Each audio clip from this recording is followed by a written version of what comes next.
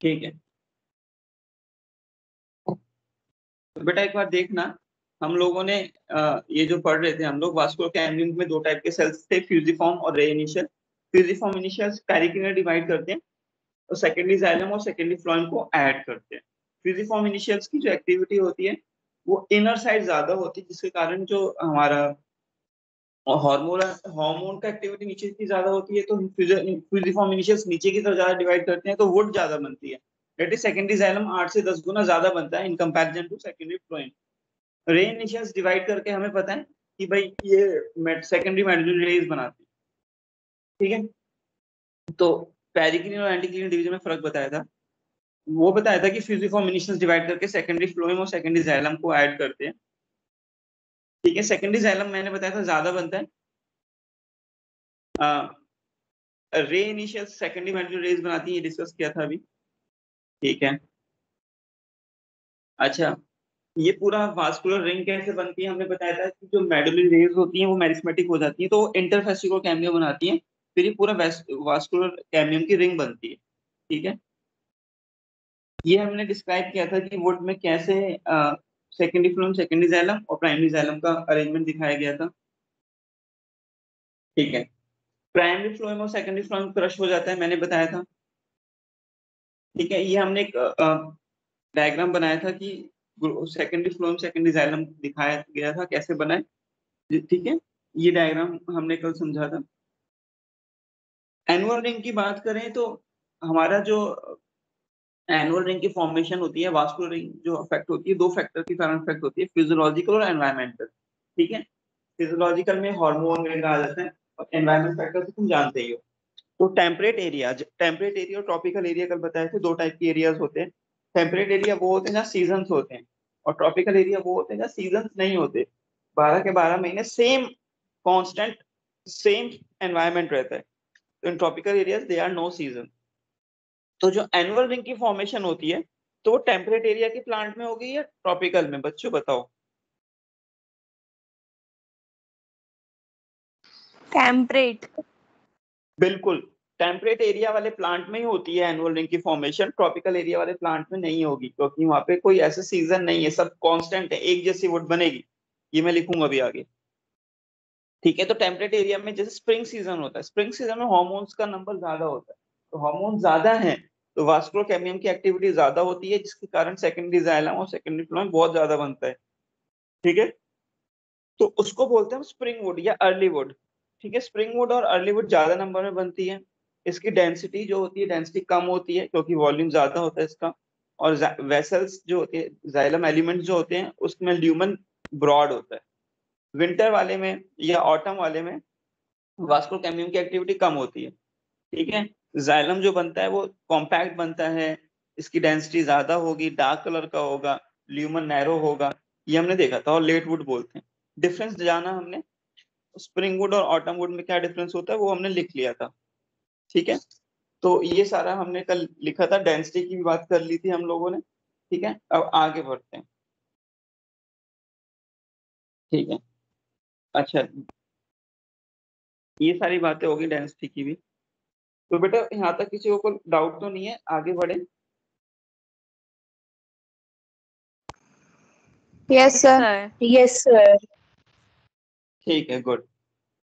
तो हम लोगों ने ये भी डायग्राम बताया था कि जो एनुअल रिंग बनती है, तो उस एनुअल रिंग में मैंने डायग्राम बना के दिखाया कि वास्कुलर कैम्बियम जब डिवाइड करता है, तो एक स्प्रिंग वुड बनती है, नीचे वाली स्प्रिंग वुड होती है और ऊपर वाली ऑटम वुड होती है, तो ये 1 साल की रिंग है। This is the 1 ear ring. तो अगर कोई वुड 2 ईयर ओल्ड है, उस 2 ईयर ओल्ड में 2 स्प्रिंग वुड होगी और 2 ऑटम वुड होगी। ठीक है, तो ये ऑटम वुड और स्प्रिंग वुड, ये 1 ईयर की एक रिंग बनी है। ठीक है, तो ध्यान रखना, ऑटम वुड तो लेट वुड है ना, तो वो वास्तु कैम्बियम के पास रहेगी। स्प्रिंग वुड अर्ली वुड है, तो नीचे की तरफ चली जाएगी। तो ये थोड़ा ध्यान रखना बच्चे, ये जो डायग्राम हमने बनाया। ठीक है, अब आगे। ठीक है, तो अब तुम्हें अगर आगे बढ़े तो कुछ नोट लिखते हैं और आगे कुछ पॉइंट्स लिखते हैं, फिर और बढ़ाएंगे। ठीक है, अब सुनना। अच्छा, जो ऑटम वुड और स्प्रिंग वुड होती है वो कॉन्सेंट्रिक रिंग्स की फॉर्म में मिलती है। ठीक है, autumn would and spring wood are formed in the form of concentric rings. Concentric ring समझ रहे हो ना, कि भाई जैसे वास्कुलर कैम्बियम होगा, तो सपोज करो ये ऑटम वुड बनी, ठीक है, ये स्प्रिंग वुड बनी, तो ये ऐसे ये एक 1 ईयर की रिंग हो गई, तो ऐसे रिंग बनती है, कॉन्सेंट्रिक रिंग इनको बोलते हैं, ठीक है। अच्छा, ये सब बातें हो गई हमारी। ओके, अब आगे बढ़ते हैं। ऑटम वुड और स्प्रिंग वुड को मिलाकर एनुअल रिंग बोलते हैं। तो मैं अगर बात करूं एनुअल रिंग की, तो एनुअल रिंग में ऑटम वुड भी आती है, स्प्रिंग वुड भी आती है, अर्ली वुड, और ऑटम वुड भी आ गई। ऑटम वुड जो होगी वो कौन सी होती है, वो लेट वुड होती है। तो ये दोनों वुड एनुअल रिंग में आती हैं, ये हमने पढ़ लिया था, ठीक है। तो ऐसी साइंस, ऐसी स्टडी जिसमें प्लांट की एज पता लगाते हैं bye counting the annual ring, उसको बोलते हैं डेंड्रोक्रोनोलॉजी। मैं लिख देता हूँ, the technique of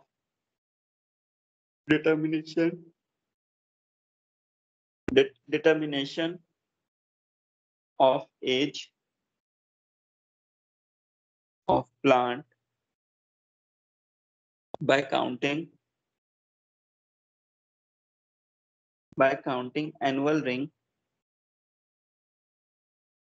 is called as dendrochronology. dendrochronology तो डेंड्रोक्रोनोलॉजी क्या होता है बच्चा? डेंड्रोक्रोनोलॉजी एक ऐसी टेक्निक है जिसमें हम लोग क्या करते हैं, हम लोग एज का पता लगाते हैं bye counting the annual rings. हम एनुअल रिंग्स को काउंट करेंगे और प्लांट की एज का पता लग जाएगा। दिस इज डेंड्रोक्रोनोलॉजी, ठीक है। तो हम लोग डेंड्रोक्रोनोलॉजी यूज करते हैं प्लांट की एज का पता लगाने के लिए, ठीक है। अच्छा, जो एनुअल रिंग्स होती है, हमने लिखा था एनुअल रिंग्स जो बनती है टेम्परेट एरिया के प्लांट में बनती है, ट्रॉपिकल प्लांट्स में नहीं बनती। एनुअल रिंग्स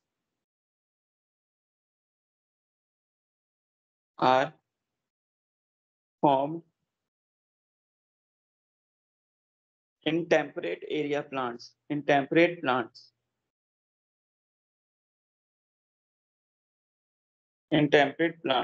ठीक है, नॉट इन ट्रॉपिकल प्लांट्स में नहीं मिलती, ठीक है। तो जैसे मैं बता देता हूँ, ठीक है। तो हमारे इंडिया में टेम्परेट एरिया में बनेगी। टेम्परेट एरिया कहाँ आता है बच्चों, बता सकते हो? हम लोग जहाँ रह रहे हैं, हरियाणा, ये सब, दिल्ली वैली, तो एग्जैक्टली ये टेम्परेट एरिया नहीं है हमारा, ये सब सब ट्रॉपिक्स है, हम सब ट्रॉपिक्स में रहते हैं। ट्रॉपिकल भी नहीं है हमारा। हमारे में क्या होता है, हमारे एरिया में अगर गर्मी पड़ती है तो एकदम एक्सट्रीम 48 तक आ जाता है, सर्दी पड़ती है तो भी मतलब 3 डिग्री 4 डिग्री आ जाता है, ठीक है। लेकिन टेम्परेट एरिया क्या होते हैं, अगर गर्मी पड़ेगी तो वो मैक्सिमम 28-30 डिग्री तक जाएगा टेम्परेचर। सर्दियों में टेम्परेचर -4 तक चला जाता है। तो जैसे ये नैनीताल एरिया हो गया ना, नैनीताल हो गया, शिमला जैसे एरिया हो, शिमला कश्मीर ये वाले एरिया। हाँ, ये सारा टेम्परेट एरिया होता है बच्चे, ठीक है, ये सारा टेम्परेट एरिया होता है, ठीक है। तो ये थोड़ा ध्यान रखना, ये सारा टेम्परेट एरिया है, ठीक है। अच्छा मुझे बताओ, जो प्लांट्स कोस्टल एरिया में जहाँ पे समुद्र है वहां पे मिलेंगे, तो क्या उनमें एनुअल रिंग्स मिलेंगी? No sir. नहीं मिलेंगी, वहां पे ट्रॉपिकल एरिया में ही आता है वो। अब सुनो, अगर मैं बात करूं, कुछ प्लांट्स होते हैं जैसे डेसिडियस प्लांट होते हैं। डेसिडियस प्लांट जानते हो? Yes sir. Deciduous deciduous plants वो होते हैं जिनकी लीव्स ऑटम में शेड होती है, जो अपनी लीव्स को शेड करते हैं ऑटम में, ठीक है। तो डेसिडियस प्लांट्स में एनुअल रिंग बनती हैं, एनुअल रिंग फॉर्म होती हैं, और ध्यान रखना। एवरग्रीन प्लांट्स होते हैं, एवरग्रीन प्लांट्स एवरग्रीन प्लांट्स वो होते हैं जो जिनमें वो नहीं बनती, मतलब जिनके बात करूं एनुअल एवरग्रीन जिनकी लीव्स शेड नहीं होती हैं, तो डेसिडियस प्लांट्स में एनुअल रिंग बनती है, ज्यादा डिस्टिंक्ट बनती है, ज्यादा अच्छी बनती है। ठीक है, तो ध्यान रखना, more annual rings form more visible. Evergreen plants में एनुअल रिंग जो बनेगी तो लेस विजिबल होगी। सबसे अच्छी बनती है डेसिडियस प्लांट में, थोड़ा ये ध्यान रखना, थोड़ा ध्यान रखना। ठीक है, ये इंपॉर्टेंट था। अच्छा बेटा, ये सब हो गया है। एक ना हार्टवुड और सैपवुड होती है, उसमें भी डिफरेंस पढ़ लेते हैं, इंपॉर्टेंट है।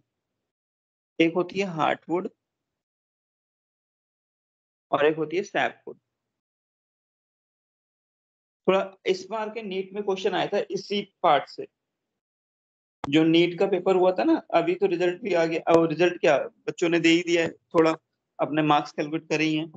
तो जो हार्टवुड और सैपवुड, इस वाले से क्वेश्चन आया था इस बार के नीट में। ठीक है, अब सुनो, हार्टवुड और सैपवुड क्या होती है, ध्यान से समझेंगे बच्चे। अगर मैं बात करूं, कोई जैसे जाइलम है, जैसे जाइलम है, तो जैसे वास्कुलर कैम्बियम है ये, वास्कुलर कैम्बियम, तो जाइलम नीचे नीचे से बनता जा रहा है, नीचे पिथ होगा। ठीक है भाई, इमेजिन करो एक बार, हम जो डायग्राम बना रहे हैं, तो ये अगर वास्कुलर कैम्बियम में वीसी है, तो जाइलम जो होगा ऐसे बनता जा रहा है नीचे की तरफ, और नीचे एंड में यहाँ पे पिथ होगा। ठीक है, और ये सारा जाइलम है। तो अब ध्यान सुनेंगे, तो ऐसा जाइलम जो ये वाला पार्ट है पिथ के पास जो होगा सेंटर की तरफ, ये हार्टवुड कॉन्स्टिट्यूट करता है, और ये वाला जाइलम जो नया बना था ऊपर की तरफ है, उसको सैपवुड बोलते हैं। तो समझ आया बेटा, सैपवुड और हार्टवुड क्या बोला मैंने? Yes sir. Yes sir. Good. बताना। तो जैसे ये वास्कुलर कैम्बियम है, ऐसे भी बना सकते हैं, नीचे की तरफ जाइलम बन रहा है, ये तो पिथ है, ये वाला पार्ट में बता दूं, अलग से बना देते हैं, ये पिथ है, दिस इज पिथ। तो ऐसी वुड जो ये वाली वुड बनाई, ये हार्टवुड है, बाहर वाली सैपवुड है। तो ये वाली जो पर्पल कलर से बनाई है वो हार्टवुड है, और जो बाहर वाली वुड है वो कौन सी है? सैपवुड।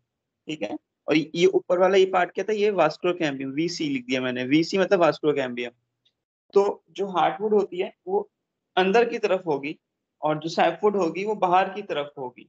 ठीक है, तो मैं लिख देता हूँ, हार्टवुड जो होगी वो इनर साइड पे होगी, इनर, और सैपवुड जो होगी वो आउटर पे होगी। ठीक है, अच्छा, जो हार्टवुड होती है ना बच्चे, जो इनर साइड पे कॉम्पैक्ट हो जाती है, डार्क कलर की होती है, dark in colour,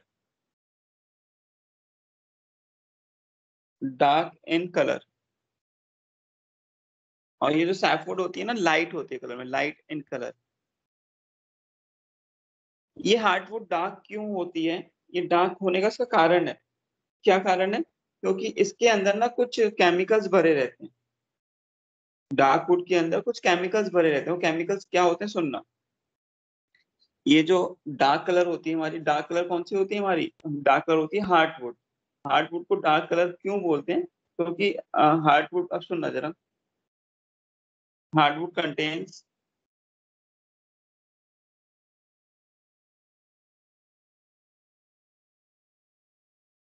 contains compounds like organic compounds like tannin, resin, gums, ठीक है, gums, ऑयल, एक्सेट्रा। ठीक है, अच्छा, इस वजह से ये कलर का क्या होता है? Dark brown. इस वजह से इसका कलर क्या होता है? डार्क ब्राउन, क्योंकि केमिकल्स भरे होते हैं उसके अंदर हार्टवुड में, और इस कलर से उसका कैसे कलर होता है? Dark brown. लेकिन ये जो हमारी सैपवुड है, सैपवुड, सैपवुड में ऐसा कुछ नहीं है। तो इसमें कोई केमिकल्स नहीं होते हैं, no such compounds are present, no such compounds are present। तो ऐसा कुछ नहीं मिलता सैपवुड में, ठीक है। और सुनो, ये वाला पॉइंट हो गया, और भी पॉइंट है, ठीक है, ये वाला पॉइंट हो गया, और भी पॉइंट। अब सुनो, इस सैप, ये हमारी जो ये है हमारी सैपवुड, सैपवुड को हम बोलते हैं एल्ब्यूमिन, एल्ब्यूमिन बोलते हैं, और हार्डवुड को बोलते हैं ड्यूरामिन, ड्यूरामिन। तो ये पॉइंट यहाँ पे भी लिख लेते हैं, जो हमारी हार्डवुड है उसको क्या बोलते हैं, ड्यूरामिन, और जो वो सैपवुड है उसे बोलते हैं एल्ब्यूमिन, ठीक है। अच्छा, ये जो हार्डवुड है ड्यूरामिन, इसके अंदर डार्क कलर की है, केमिकल्स डिपॉजिट है, बहुत ज्यादा कॉम्पैक्ट हो जाती है, भाई जाहिर सी बात है कि इस पे बहुत ज्यादा कॉम्पैक्ट हो जाएगी, बाहर वाली थोड़ी बड़ी होती है, अंदर वाली बहुत कॉम्पैक्ट हो जाती है, पुरानी वुड है, तो ये नॉन फंक्शनल वुड होती है, this is non functional would.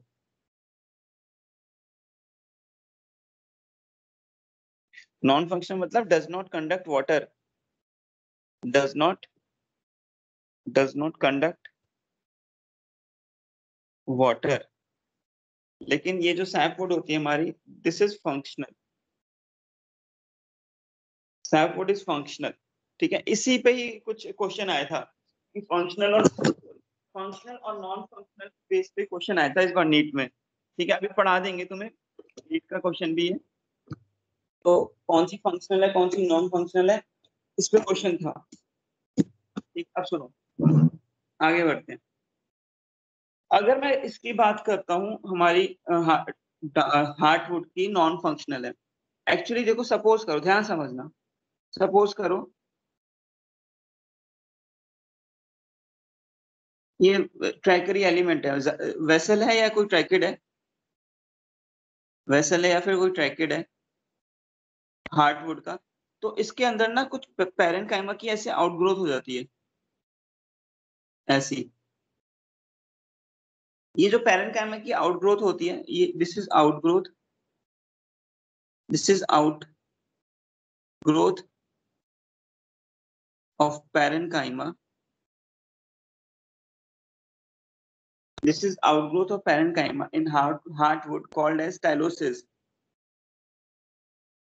इसको क्या बोलते हैं, टाइलोसिस। लेकिन सैपवुड में ऐसा टाइलोसिस प्रेजेंट नहीं होता, ठीक है, not present, tylosis are not present. इस पे भी क्वेश्चन आया था एग्जाम में, इस बार नहीं पहले, टाइलोसिस आर नॉट प्रेजेंट। तो टाइलोसिस क्या होते हैं, सर ये अगर तुम, टाइलोसिस दोबारा बता दो। ये जो ट्रैकरी एलिमेंट होते हैं, जाइलम और जाइलम के एलिमेंट जो होते हैं, ट्रैकरी एलिमेंट वेसल या ट्रैकेडी होते हैं, इनके अंदर ल्यूमन में ना, इनके अंदर आउटग्रोथ हो जाती है पैरेनकाइमा की, ल्यूमन में पैरेनकाइमा की आउटग्रोथ हो जाती है, उसको टाइलोसिस बोलते हैं। लेकिन ये सैपवुड में टाइलोसिस नहीं मिलते, तो टाइलोसिस ना कुछ ऐसे दिखते हैं, मतलब फर्नीचर में कई बार दिख जाते हैं हम लोगों को।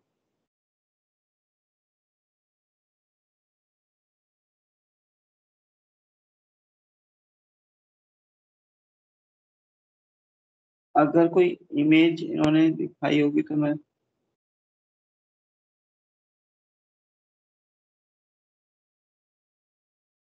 टाइलोसिस जो होते हैं वुड में,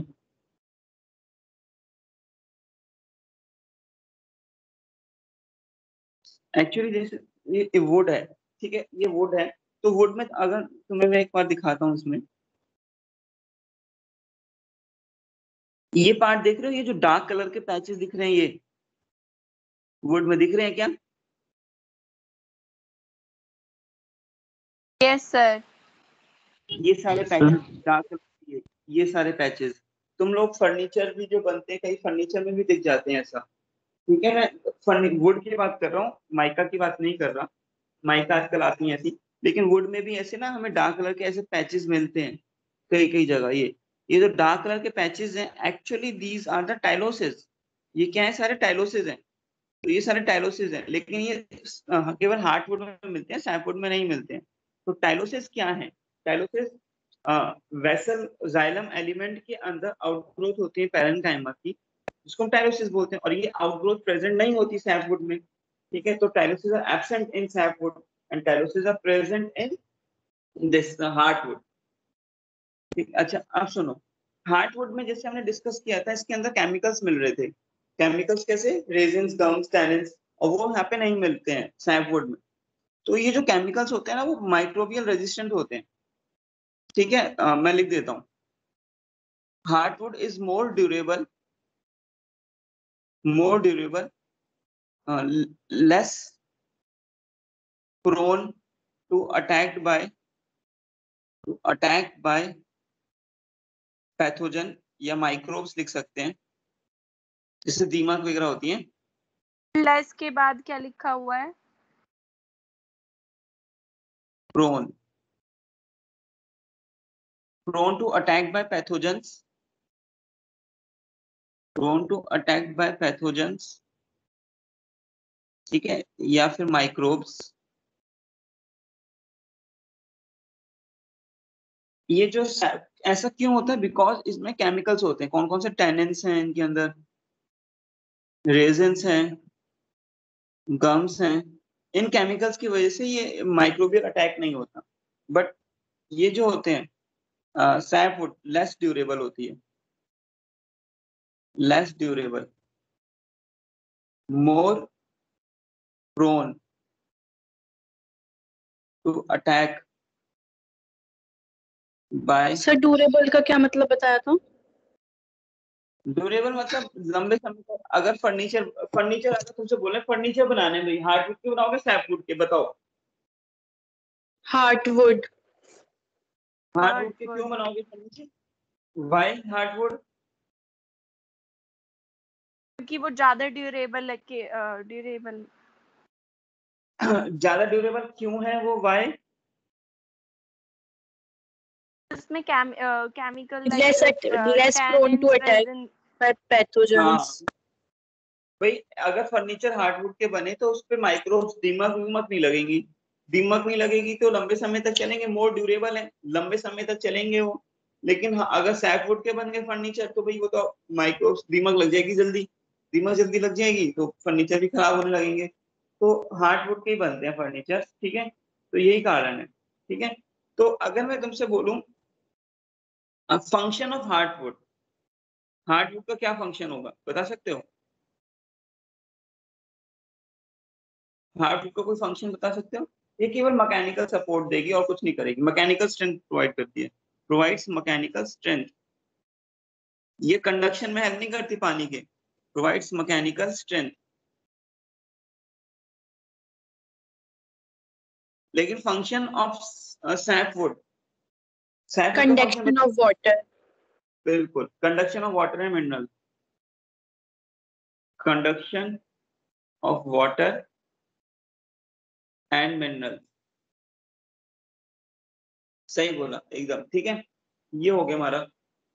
अच्छा, अब तुमसे क्वेश्चन पूछता है कि जो हार्डवुड है वो डार्क ब्राउन कलर की है, क्यों है बता सकते हो? सर क्योंकि उसमें टैनिन्स, रेजिन, गम्स, ऑयल वगैरह होते हैं। हाँ, आउटग्रोथ होती है टाइलोसिस की हार्डवुड में, थोड़ा ध्यान रखना, ठीक है। बस इसमें यही बात है। अगर तुमसे पूछे कि हार्डवुड रेजिस्टेंट तो होती है अटैक ऑफ टर्माइट्स, टर्माइट्स दीमक होती है, क्यों होती है? क्योंकि उसमें केमिकल्स वगैरह होते हैं और वो अच्छा है, लंबे समय तक चलेगी। तो बेस्ट क्वालिटी की वुड जो बनती है वो हार्डवुड होती है, फॉर फर्नीचर्स ओनली, ठीक है। अच्छा, ये सारी बातें हो गई हमारी। अब सुनना ध्यान से, अगर कुछ एक दो पॉइंट्स हैं वो लिख देते हैं यहाँ पर, ध्यान सुनना। ये डिफरेंस तो बेटा पढ़ लिया था, इंपॉर्टेंट है, इसको डिफरेंस अच्छे से पढ़ना। ये हमने हार्डवुड और सैपवुड में डिफरेंस पढ़ा। ये ना इसकी स्पेलिंग से ही कर देते हैं, एल्ब्यूमिन की, ये स्पेलिंग की है एक्चुअली, एल्बर्नम बोलते हैं इसको। मैं यहाँ लिख देता हूँ, एल्बर्नम, ALBURNUM,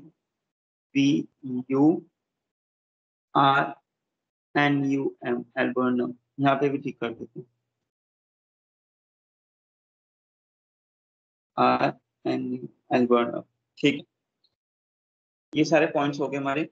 अच्छा, study of would, study of would बोलते हैं जाइलोटॉमी, जाइलोटॉमी। अच्छा, डेंड्रोक्रोनोलॉजी क्या था? एज पता लगाने के लिए प्लांट की एनुअल रिंग्स के थ्रू। बिल्कुल सही बोला, गुड, ठीक है। अच्छा, मैं अगर तुमसे पूछूं, अगर सपोज से एग्जांपल ये एक वास्कुलर कैम्बियम है और मैं तुमसे पूछूं जो जाइलम है यहाँ पर, जाइलम एक ओल्ड जाइलम है, एक यंग जाइलम है, तो वास्कुलर कैम्बियम के एकदम नजदीक यंग जाइलम होगा या ओल्ड जाइलम होगा?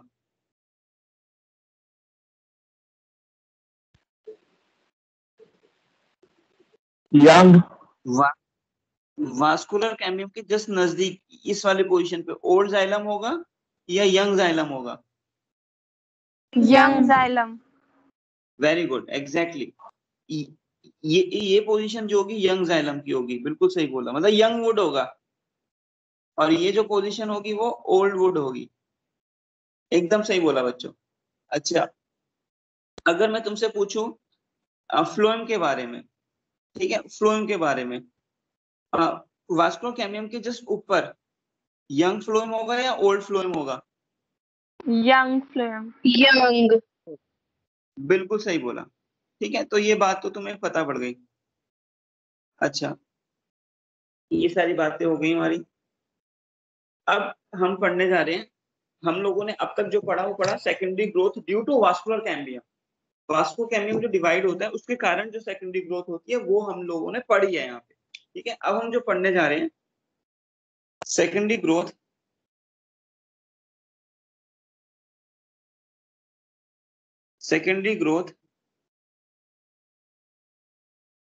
Due to cork cambium, due to cork cambium. Cork cambium की वजह से जो सेकेंडरी ग्रोथ होगी वो पढ़ने जा रहे हैं। कॉर्क कैम्बियम की वजह से किस एरिया में होगी? एक्स्ट्रा स्टीलर पार्ट में, ठीक है, एक्स्ट्रा स्टीलर पार्ट में। तो अब सुनना, ये जो हम पढ़ने जा रहे हैं जो इंपॉर्टेंट है इसको ध्यान से समझेंगे, चीजें तभी समझ आएंगी ये, ठीक है। अब कुछ मैं इसमें बताने जा रहा हूँ। सेकेंडरी ग्रोथ जो कॉर्क कैम्बियम की वजह से होती है वो एक्स्ट्रा स्टीलर पार्ट में होती है। एक्स्ट्रा स्टीलर समझ रहे हो बच्चों? Yes sir. कौन सा पार्ट होता है एक्स्ट्रा स्टीलर? एपिडर्मिस एंड हाँ, मतलब एंडोडर्मिस के ऊपर वाला पार्ट ना? कॉर्टेक्स। हाँ, बिल्कुल सही यस बोला। सर। हाँ, अगर मैं बोलता हूँ कि वास्कुलर कैम्बियम सेकेंडरी ग्रोथ कराता है तो वो किस एरिया में कराएगा? स्टील में या एक्स्ट्रा स्टील में? Stealer part. Good. Extra cork cambium stealer. कराता है एक्स्ट्रा स्टीलर पार्ट में। अब सुनेंगे इस बच्चे सुनेंगे थोड़ा, मैं अभी सिंपल सा तुम्हें एक आइडिया दे रहा हूँ, ठीक है, उसके बाद थोड़ा डिटेल में पढ़ेंगे। सिंपल अभी आइडिया है समझने के लिए ओनली, राइट? तो बेटा ये सपोज करो एपिडर्मिस है, अभी समझने के लिए केवल आइडिया दे रहे हैं। ये एपिडर्मिस है, राइट? ये एपिडर्मिस हो गई। अच्छा, एपिडर्मिस है तो हमें पता है एपिडर्मिस के नीचे हाइपोडर्मिस आती है।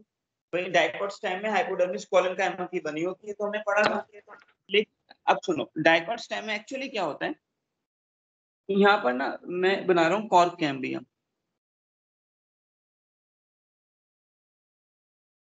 This is cork cambium,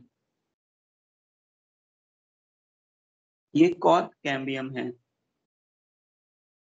cork cambium भी पेरिक्लिनल डिवाइड करता है लाइक वास्कुलर कैम्बियम, और अपने ऊपर जो सेल्स को ऐड करेगा, यहाँ पे जो सेल्स को वो ऐड करता है उसे बोलते हैं कॉर्क सेल।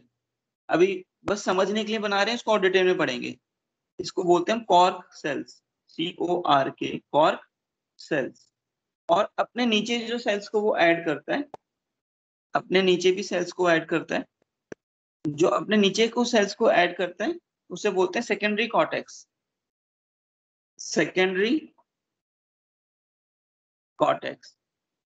और इस सेकेंडरी कॉर्टेक्स के नीचे हाइपोडर्मिस होगा, जनरल कॉर्टेक्स होगा, एंडोडर्मिस होगा, फिर वो सारा पार्ट चलेगा। तो कॉर्क कैम्बियम जो डिवाइड करता है तो अपने ऊपर कौन से सेल्स को ऐड करता है बच्चों, बोलो? Cork cells. अपने नीचे कौन सा ऐड करता है? सेकेंडरी कॉर्टेक्स, ठीक है। ये बात समझ आई जो लिखी है अभी? Sir Yes, cork sir. Cell को कॉम्प्लीमेंट्री सेल्स भी कहते हैं। वो जो बोलते हैं बताएंगे अभी आगे, मैंने बोला ना अभी समझने के लिए बताया, जो बोलते हैं वो चीज मैं आगे बताऊंगा। कॉम्प्लीमेंट्री किसको बोलते हैं मैं बताऊंगा। ये बात समझ आई है क्या? Yes, sir. गुड। अब सुनो, ये जो कॉर कैम्बियम होता है ना, अब ध्यान समझेंगे इस बात को जो मैं लिखने जा रहा हूँ। ये जो कॉर कैम्बियम होता है यहाँ पर, कॉर कैम्बियम, ध्यान सुनेंगे, इस कॉर कैम्बियम को बोलते हैं फेलोजन। इसका एक और नाम है फेलोजन, इंपॉर्टेंट है। ठीक है, कॉर कैम्बियम को यहाँ पे हम क्या बोलते हैं? फेलोजन। कॉर्क सेल्स का एक और नाम है फेलम। ठीक है, इस पे क्वेश्चन आते हैं। सेकेंडरी कॉर्टेक्स जो बनाया हम लोगों ने, सेकेंडरी कॉर्टेक्स तुम लोगों को दिख रहा होगा, इसको बोलते हैं secondary cortex of phelloderm. Phelloderm. ठीक है, तो तुमसे यही पूछेगा कि फैलम कहाँ होता है। फैलम होता है कॉर कैम्बियम, फेलोजन के ऊपर और एपिडर्मिस के नीचे। फेलोडम कहाँ होगा? फेलोडम होगा फेलोजन के नीचे और हाइपोडर्मिस के ऊपर। हाइपोडर्मिस के तो ऊपर ही होगा। तो ये बात समझ आई जो लिखी है हमने। Yes, sir. Phellum, phellogen, phelloderm, बेटा इंपॉर्टेंट है, बार बार बोल रहा हूँ, this is very important. Actual में क्या होता है, कैसे होगा, वो पढ़ेंगे अभी। ठीक है, ये सिंपल समझाने के लिए कुछ बात बताई थी मैंने। अच्छा, अब सुनना थोड़ा। अगर हम बात करें कॉर्क कैम्बियम की,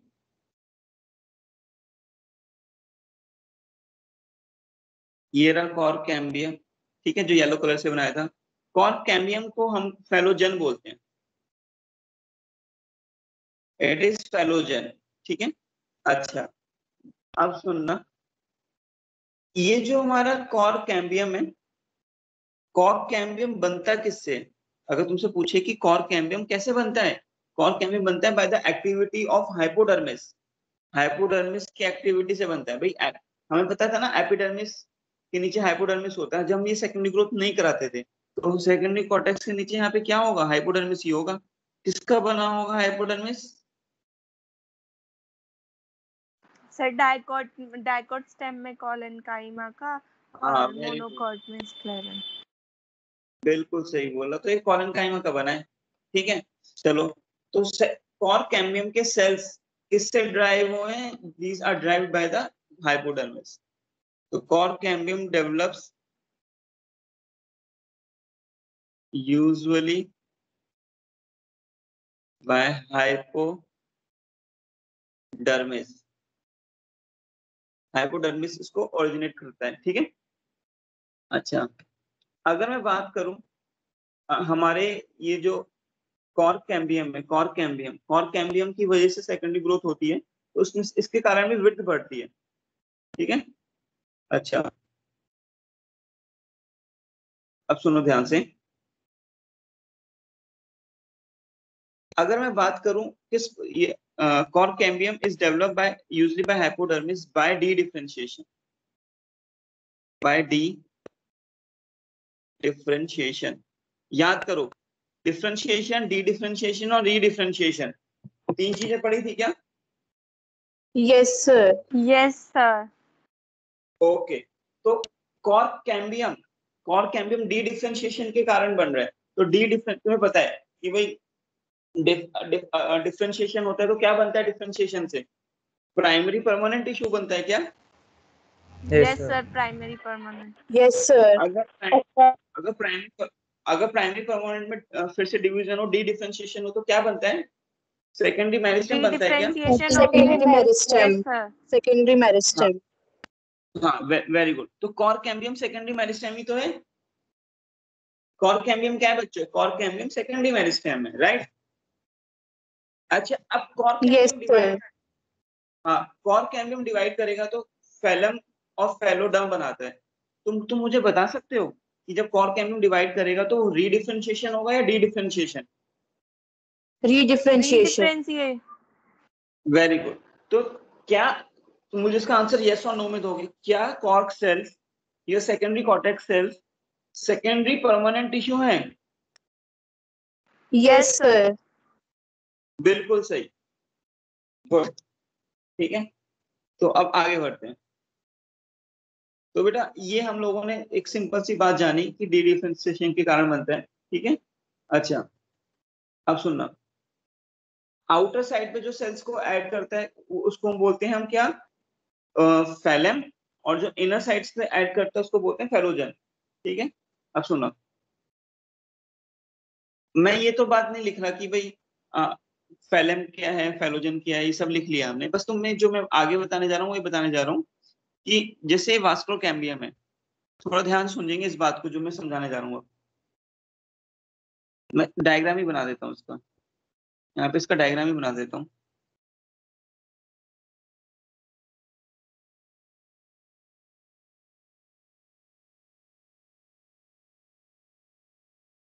बेटा ये एपिडर्मिस बनाई है, दिस इज एपिडर्मिस।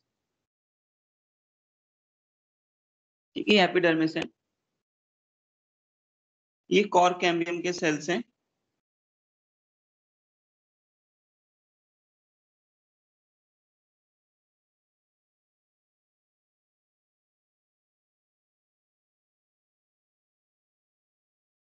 इसको ऐसे बना दिया मैंने। तो ये दिस इज फेलोजन।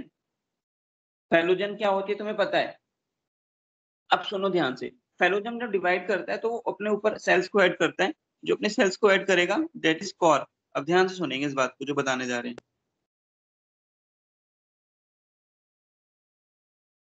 चलिए ऐसे बनाना चाहिए।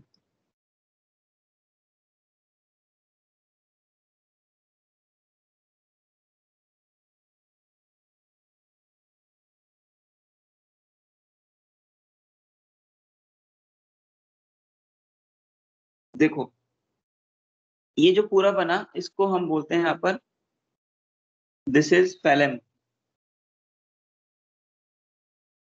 अब तुम देखोगे जो फैलम बनाया मैंने दो कलर में बनाया, एक ब्राउन में और एक ब्लू कलर में। ये इसको थोड़ा वो कर देते हैं, ब्राउन ही कर देते हैं पूरा। एक ब्राउन कलर में बनाया मैंने और एक ब्लू कलर में बनाया।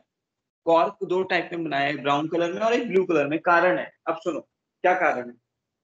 कारण ये है कि ये जो हमारे जो मैंने ब्राउन कलर में बनाए हैं इसमें सुबेरिन बना हुआ है, डेड है ये वाले सेल्स सुबेराइज्ड हैं। सुबेराइज, सुबेराइज मतलब सुबेरिन भरा हुआ है। बेटा ये ब्राउन कलर दिख रहा है क्या स्क्रीन पे?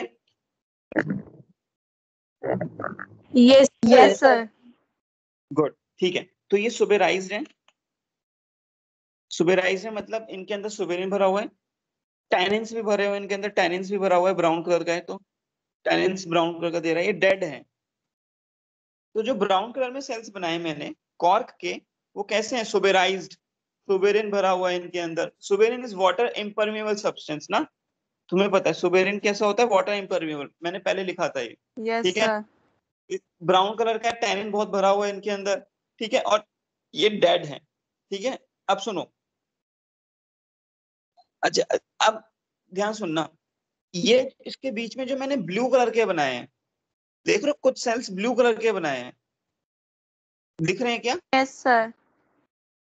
हाँ, ये जो ब्लू कलर के बनाए हैं एक्चुअली इनमें टैनिन्स नहीं है, ये पैरेनकाइमा के बने हुए हैं। इनमें टैनिन्स नहीं है, ये किसके बने हुए हैं? पैरेनकाइमा के।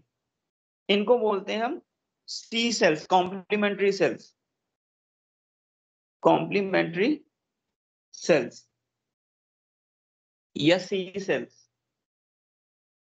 तो जो कॉम्प्लीमेंट्री सेल्स हैं, कॉम्प्लीमेंट्री सेल्स कॉर्क में ही आते हैं, लेकिन इनके अंदर टैनिन्स ये सब नहीं बना होता, और ये टैनिन्स वगैरह नहीं बना होता, किसके बने होते हैं? पैरेनकाइमा के। इनकी ग्रोथ बहुत ज्यादा होती है, इनकी इतनी ज्यादा ग्रोथ होती है कि एपिडर्मिस को रप्चर कर देते हैं। देखो मैंने एपिडर्मिस पूरी नहीं बनाई है, बीच से गायब है, दिख रही है क्या?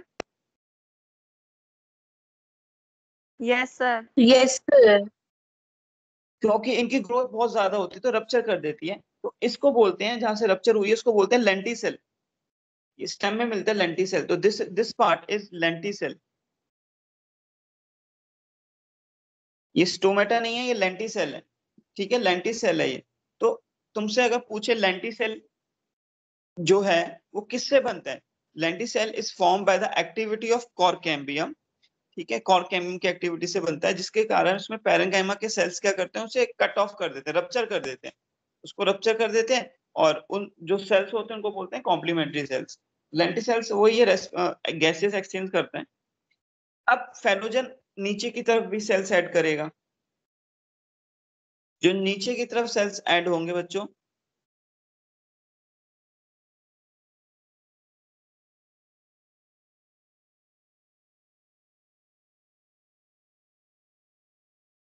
ये नीचे की तरफ भी सेल्स ऐड हुए, तो जो नीचे की तरफ सेल्स है उसको बोलते हैं बच्चों फेलोडम।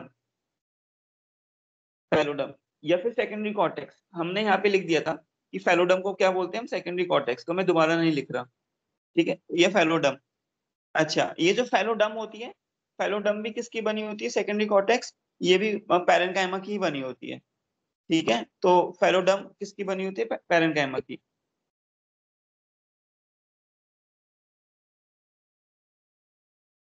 इन तीनों को एक साथ, इन तीनों को एक साथ फेलम, फेलोजन और फेलोडम को बोलते हैं पैरिडम। इस पे क्वेश्चन आया हुआ है, पैरिडम। तो periderm is equals to phellem plus phellogen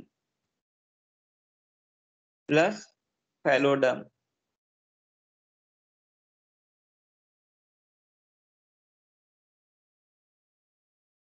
इस पे क्वेश्चन आया हुआ है। या फिर लिख सकते हैं periderm is equals to cork plus cork cambium plus secondary cortex. ये जो स्क्रीन पे लाइन लिखी है बच्चों, समझ आई? Yes sir.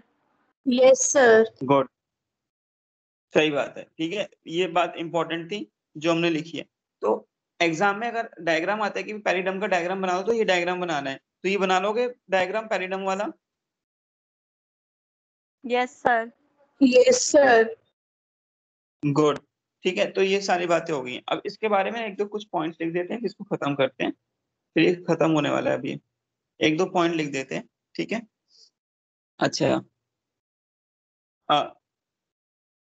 ये तो हमने लिख दिया कि इन तीनों को एक साथ पैरिडम बोलते हैं, लिखने की जरूरत नहीं है।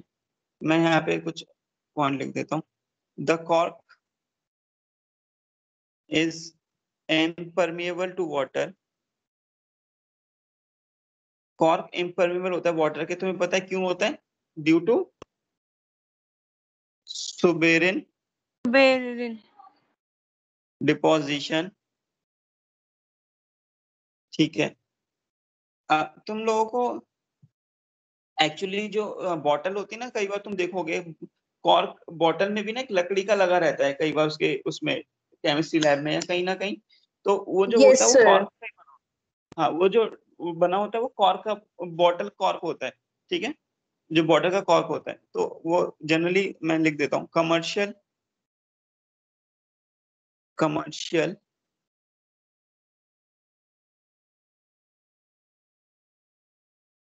Commercial cork is obtain. ये हम इसको बॉटल को बंद करने में काम आते हैं।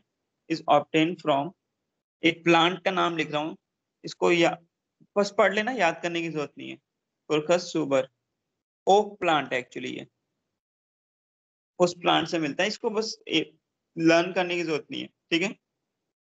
अच्छा, अगर मैं तुमसे कहूँ ना कि ज्यादा क्या बनता है इसमें, अगर हम देखें इस डायग्राम में कि तुमसे पूछे कि फैलम ज्यादा बनता है या फेलोडम ज्यादा बनता है, कॉर्क ज्यादा बनता है या सेकेंडरी कॉर्टेक्स, तो कॉर्क ज्यादा बनता है।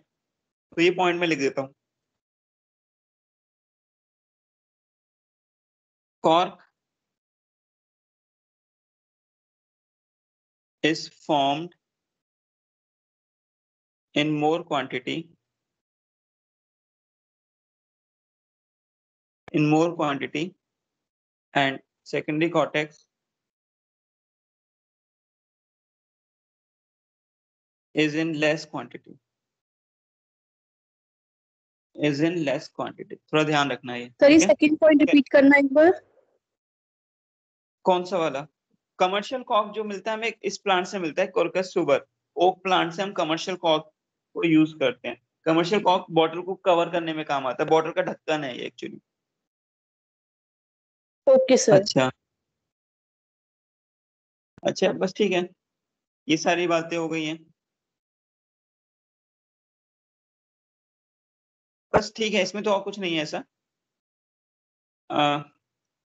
एक लास्ट पॉइंट लिख देते हैं, फिर खत्म करते हैं। एक पॉइंट में लिख रहा हूँ, उसको रीड करना बेटा, ठीक है। ring of core cambium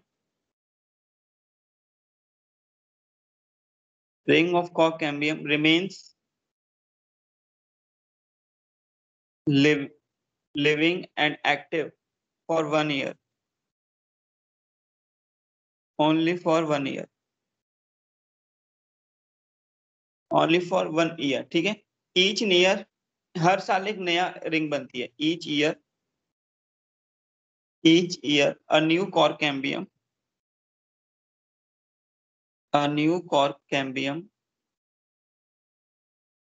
is formed, ठीक है, below previous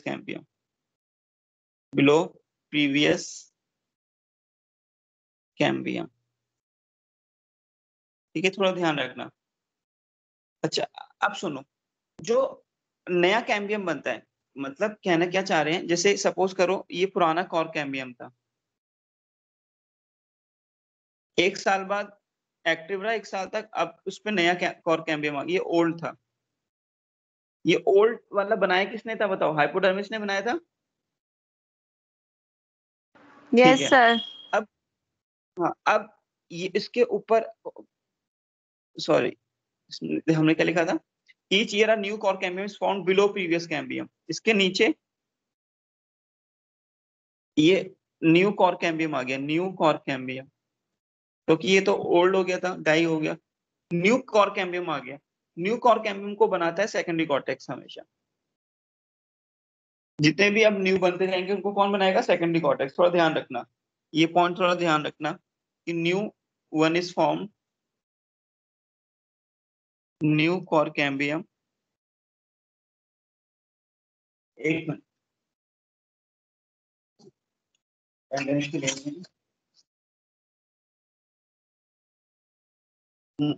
new cork cambium is formed by secondary cortex।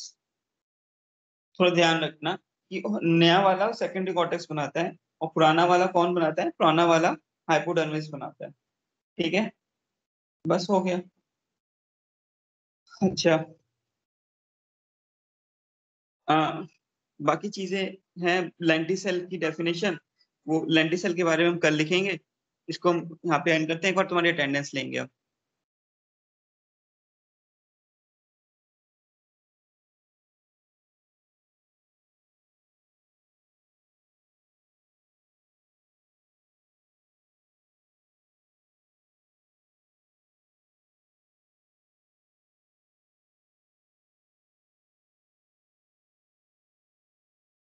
एक मिनट बच्चों, बस अटेंडेंस लेंगे तुम्हारी।